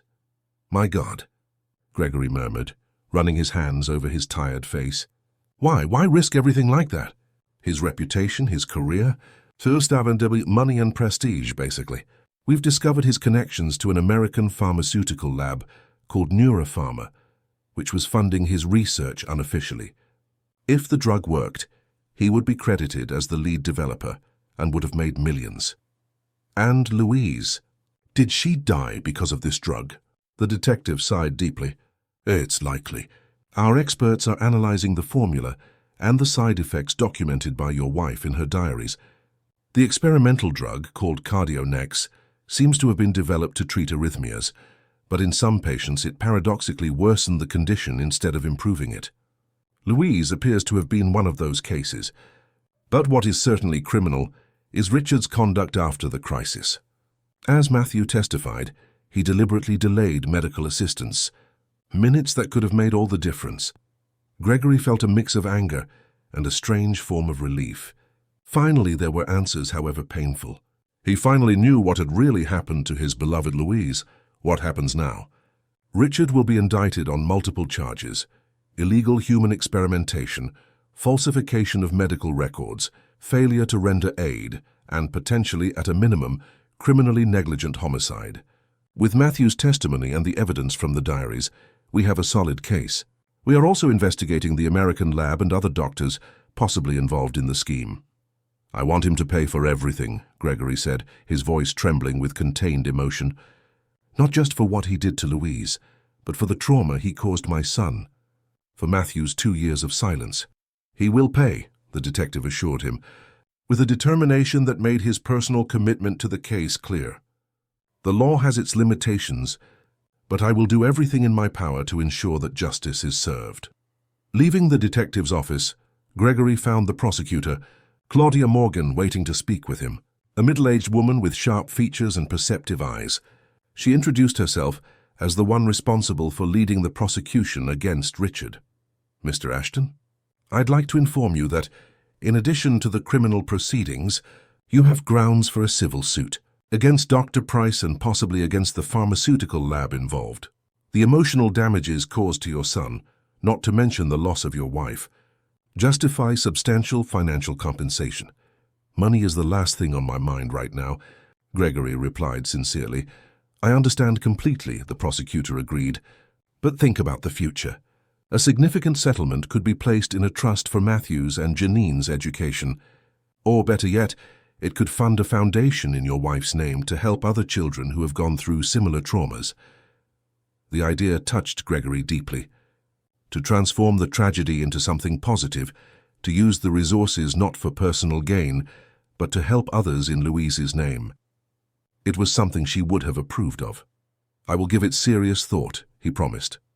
Leaving the precinct, Gregory found the children in the reception area, accompanied by Rose and Carmen. Matthew looked exhausted, but there was a new serenity in his eyes, as if he had finally found closure for that traumatic chapter of his life. Are you okay, son? Gregory asked, kneeling beside him. I am, Matthew replied with surprising maturity. Telling the truth made the fear go away. It's like taking out a thorn, Janine added with her usual wisdom. It hurts at the time, but then it heals. In the months that followed, life gradually returned to a new normal. The case against Richard Price gained national attention, exposing not only his individual crimes, but a broader scheme of unauthorized testing involving other doctors and laboratories. The legal process moved forward with surprising speed. Largely due to media pressure and public interest, Richard, confronted with irrefutable evidence, including his own detailed records of the unauthorized research, which had been found on a computer at his beach house, eventually accepted a plea deal with the prosecution. In exchange for a reduced sentence, he provided information on other doctors involved in the scheme and on the unethical practices of the pharmaceutical lab. For Gregory, the deal initially seemed too easy an out for the man who had destroyed his family.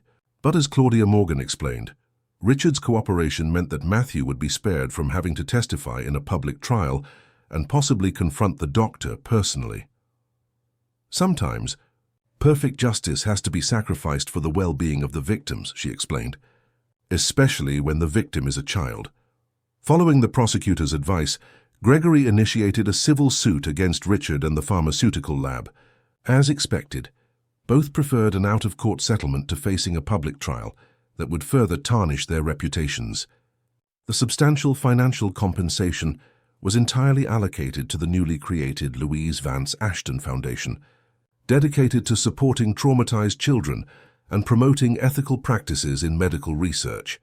Matthew continued to make impressive progress. His speech, initially hesitant, became more fluent each day. At school, his teachers reported accelerated academic development, as if he were making up for the time lost in silence. And even more surprisingly, he showed a natural talent for music, especially singing and guitar, instruments that Louise had also loved. It's as if his voice, suppressed for so long, now needs to express itself in every possible way, commented Dr. Miles, who continued to see Matthew for regular sessions, no longer as trauma therapy, but as support for his emotional development. Janine, for her part, adapted completely to her new life. Formally adopted by Gregory, with the full support and blessing of Carmen, she officially became Janine Miller Ashton, preserving her original name as a tribute to her origins and the grandmother who had influenced her so much.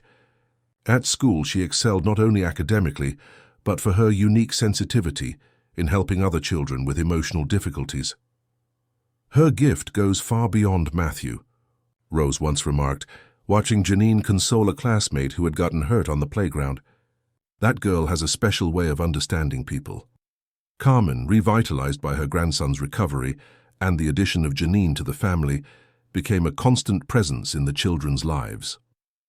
After selling the mansion in Westchester, which held too many memories, Not all of them happy, she moved into a spacious apartment near Gregory's on the Upper East Side, allowing for frequent visits and active participation in her grandchildren's daily lives. Slowly, the shared pain of losing Louise transformed into a joint celebration of her memory. Instead of avoiding talk of her, they now shared stories and memories, keeping her presence alive in a healthy way. Carmen often told her grandchildren stories from Louise's childhood, showing them photos and objects preserved with care. "We can't bring her back," she told Gregory once, "but we can ensure that the values she stood for, integrity, the courage to defend the truth, live on through her children." One afternoon, 6 months after Matthew's deposition, Gregory received a call from Detective Reynolds. The criminal case against Richard had concluded, resulting in an 8-year sentence for various crimes. Additionally, his medical license had been permanently revoked, preventing him from practicing medicine again, even after serving his sentence. "I thought you'd like to know," Reynolds said. "It's not perfect justice, but it's something. And the most important thing is that your son won't have to relive the trauma in a courtroom." "Thank you for everything, Detective," Gregory replied sincerely. "Not just for the case, but for the way you treated Matthew with such respect and sensitivity." "Thank your son for me," Reynolds requested. His courage not only helped bring justice for his mother, but likely saved others from going through the same thing. "The investigations your case triggered are leading to a complete overhaul of drug approval protocols and supervision of clinical trials." After hanging up, Gregory realized that while the news was important, he didn't feel the sense of triumph or revenge he might have expected. Just a certain relief that this chapter was finally closed, allowing everyone to move on. That night, upon returning home, he found a scene that warmed his heart. Matthew, Janine and Carmen sitting in the living room, surrounded by old photo boxes. They were organizing a memory album for Louise. "Dad," Matthew exclaimed upon seeing him. "Look what we found!" "A picture of Mom when she was a kid. She looks just like me." Gregory joined them, examining the photograph of Louise at approximately Matthew's age. The resemblance was indeed striking. The same curious eyes, the same shy smile. "We're making a memory book," Janine explained, "to keep all the stories of Matthew's mom, so he never forgets." The initiative, so sensitive and profound, was typical of Janine, always finding ways to turn pain into something constructive, to build bridges where there were chasms. "That's a wonderful idea," Gregory approved, sitting with them. "It was Janine's idea," said Matthew, using the affectionate nickname he had created for his adopted sister. "She said that Mom's memory shouldn't be sad, but a gift." Carmen, looking younger and more vibrant than she had in months, nodded. "This girl has the wisdom of an old soul, Gregory. Sometimes I wonder who she really is." Gregory smiled, exchanging a knowing look with Janine. Carmen's question echoed his own initial reflections. Over time, he had come to accept that he might never fully understand the mystery that was Janine, her gift, her inexplicable connection to Matthew, her wisdom disproportionate to her age. And that was okay. What mattered was that she had brought light to a family plunged into darkness. She had given Matthew back his voice, not just literally, but in the deepest sense, the ability to express himself, to process trauma, to move forward without forgetting the past. The following week, Matthew's school organized a special presentation for Mother's Day. Although it was a potentially painful date, Matthew had insisted on participating. He had prepared something in secret with Janine's help, and not even Gregory knew what it was. In the school's packed auditorium, families waited eagerly for the children's performances. When it was Matthew's class's turn, the boy walked onto the stage alone while his classmates remained backstage. An expectant silence fell over the room. "Hi," he began, his voice clear and confident into the microphone. "My name is Matthew Ashton. 2 years ago, my mom went to heaven, and for 2 years I couldn't speak. The words were trapped inside me like birds in a cage." The entire auditorium held its breath. Gregory, sitting between Rose and Carmen, felt a lump in his throat. He never would have expected Matthew to speak so openly about his experience, especially in public. "But I learned that silence isn't the answer," the boy continued, surprisingly composed. "My voice matters. The truth matters, and today I want to use my voice to remember my mom, who taught me the importance of speaking the truth, even when it's hard." Matthew gave a signal, and Janine walked onto the stage with a small guitar, appropriate for her size.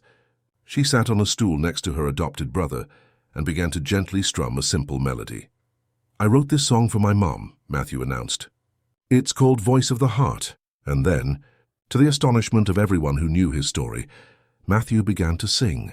His sweet, crystal-clear, childish voice filled the auditorium with a simple but deeply moving song about memories, longing, and the certainty that love transcends physical separation. The lyrics, which Gregory later learned had been composed by Matthew, with Janine's help, spoke of stars that shine even when we can't see them, of voices that remain in our hearts even when they can no longer be heard with our ears. It spoke of courage, truth, and the power of breaking the silence. There wasn't a dry eye in the audience when he finished. Gregory, in particular, could barely see through his tears. His son, who had spent 2 years in complete silence, had not only regained his speech, he had found his voice in a much broader and more meaningful sense. At the end of the performance, as the auditorium erupted in applause, Janine, still on stage, took the microphone. "This song is also for all the kids who are afraid to speak," she said, with the seriousness that characterized her, "who have secrets that weigh them down, who don't know how to say what they feel. Matthew wants to tell you that you are not alone, that you can find your voice again." The girl's simple words had a powerful impact.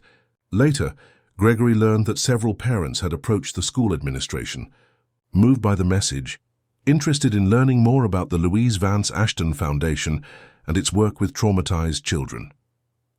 After the performance, as the families dispersed, Gregory hugged his son with all the love he felt. "I'm so proud of you, my son. So proud. Do you think Mom would be proud too?" Matthew asked, still excited from the performance. "I'm absolutely certain," Gregory affirmed. "She's watching all of this, and she is beaming with pride." On the way home, with the children chattering excitedly in the back seat, Gregory reflected on the extraordinary journey they had traveled. From darkness to light, from silence to music, from pain to healing. There were times when life seemed to impose insurmountable challenges, pains that seemed impossible to overcome. Yet sometimes in the darkest moments, an unexpected light would appear, in their case in the form of a small street girl with ancient wisdom in her eyes. The silence of Matthew had been broken. Not only that, it had transformed into his own voice, authentic and courageous. And in that voice, both Gregory and Matthew had found not only healing but a new beginning. A beginning where the past was not forgotten but integrated, where the pain did not disappear completely but was transformed into strength and purpose. Looking in the rearview mirror, he saw Janine whisper something in Matthew's ear, making him laugh. They were siblings now, not by blood but by a much deeper connection. And together, alongside Gregory, Rose, and Carmen, they formed a new family constellation, united by bonds that transcended convention. "Where are we going now, Dad?" Janine asked, noticing his gaze in the mirror. Gregory smiled. "Home, sweetie. We're going home." And as the car moved through the streets of New York, Gregory felt a serene certainty settle in his heart. No matter what the future held, with the voices of his children filling his life, there would never be true silence again.